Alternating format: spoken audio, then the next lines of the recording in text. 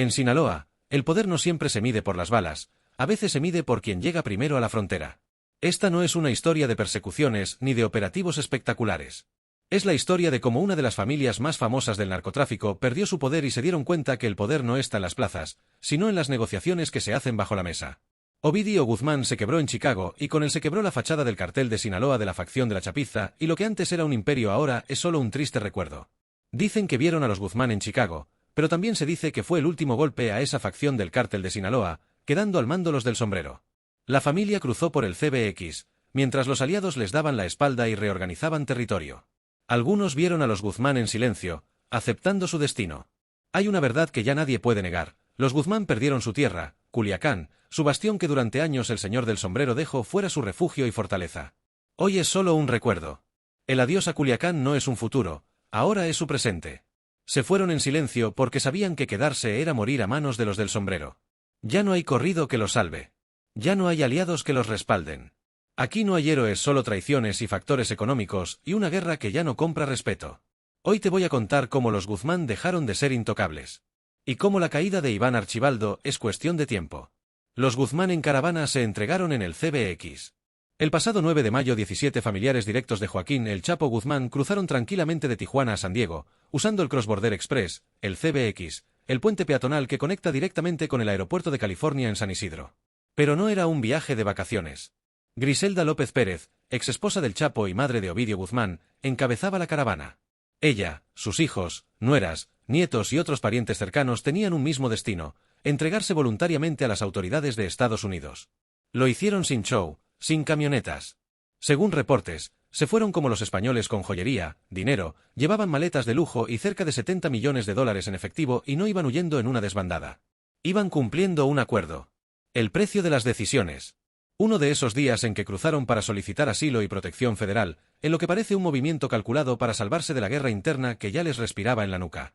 Otros aseguran que esta entrega forma parte de las negociaciones entre los Guzmán y la Fiscalía estadounidense, como parte de una declaración de culpabilidad.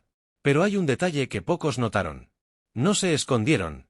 No volaron desde Culiacán ni se ocultaron, ya que eligieron el CBX. El paso más visible, más comentado: esto no fue una escapatoria improvisada. Fue una fuga con permiso. Hasta ahora, ni la DEA ni el FBI han dado declaraciones oficiales sobre la entrega. En el bajo mundo se comenta: cuando la familia se mueve así es porque alguien ya cantó. Y en este caso todo apunta a Ovidio Guzmán. La pregunta clave es: ¿se fueron por temor a la guerra? ¿O como parte de un trato para vender a alguien más poderoso? Ovidio sigue en Chicago. Si el ratón canta, todos tiemblan. Y pues tanto que se presumía de los códigos de lealtad de la familia Guzmán, hasta que Ovidio Guzmán pisó la Corte Federal de Chicago y el cuento cambió. El ratón se quebró, pero no por tortura ni por presión, se quebró por conveniencia frente a los fiscales gringos. Ovidio decidió abrir la boca. No solo para aceptar que era culpable. Lo hizo para cantar todo lo que sabe y lo que le conviene soltar. Va a embarrar rivales. Va a embarrar políticos de Sinaloa, Sonora y hasta de la Cuarta Transformación. Va a embarrar socios y su familia también. Porque en este negocio, la sangre pesa. Pero no más que una sentencia de por vida. La orden es clara. Esto es por mi salvación, exclamó el delator. Y así Ovidio está traicionando el último código sagrado del narco. No el de la lealtad a la familia. Pero eso ya no importa. Porque cuando su familia, esos 17 que cruzaron por el CBX, lo hicieron, ya todo estaba decidido.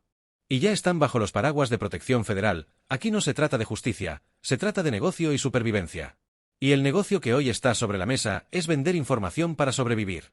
Según fuentes, Ovidio entregó datos, ubicación de rutas, laboratorios, operadores y hasta lavadores de dinero que mueven millones en Estados Unidos y en México.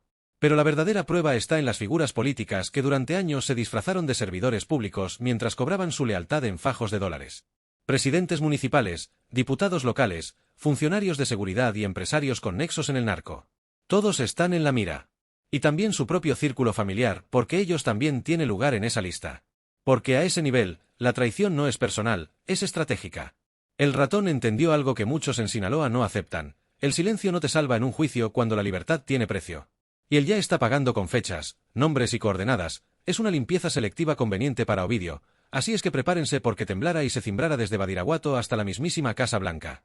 El gobierno de México cumple su rol por conveniencia. Mientras Ovidio canta en Chicago, su familia cruza la frontera como si nada. En México la versión oficial es la de siempre. No sabíamos nada. La presidenta salió a declarar que su migración no fue notificada ante las autoridades de Estados Unidos. La misma cortina de humo. No es que no supieran. Es que prefieren no meterse. Porque aceptar que la familia del Chapo se entregó voluntariamente significa reconocer que había una red de protección política y se están rompiendo desde adentro. Significa admitir que la Fiscalía General de la República quedó en evidencia y que la Secretaría de Seguridad solo se enteró por la prensa. Y que el ejército que presume blindar la frontera no vio pasar a 17 miembros de la familia más buscada, eso no fue un descuido.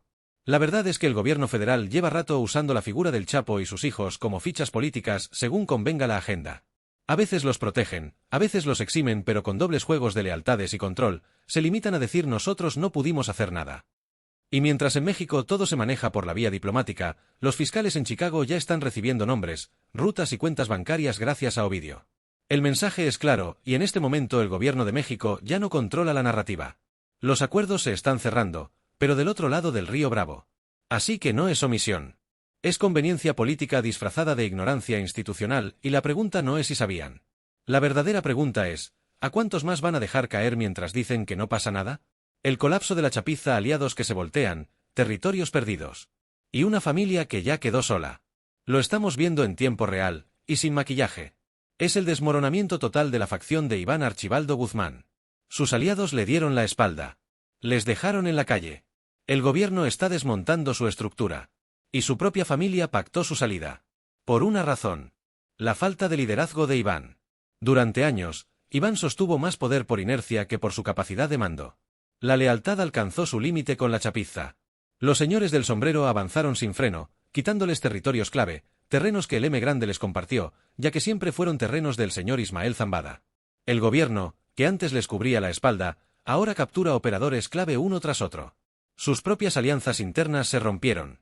Operadores, pistoleros y hasta empresarios que juraban lealtad cambiaron de bando o simplemente se alinearon con los más fuertes.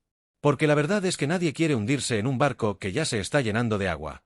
Y mientras Iván intenta seguir aparentando poder con redes sociales y corridos, su familia tomó la única decisión sensata: salir del juego. La entrega de la familia Guzmán en la frontera no es un simple trámite migratorio. Es parte de un acuerdo mucho más grande. Ese acuerdo seguramente incluye la entrega del propio Iván. Su última jugada. Hasta Griselda López lideró esa caravana. Eso deja claro que la familia entendió que este juego se acabó. Ya no hay negocio familiar que defender. Ahora, cada quien está buscando salvar su pellejo. Ya no se trata de quién va a pelear. Se trata de quién hace el movimiento estratégico para salvarse.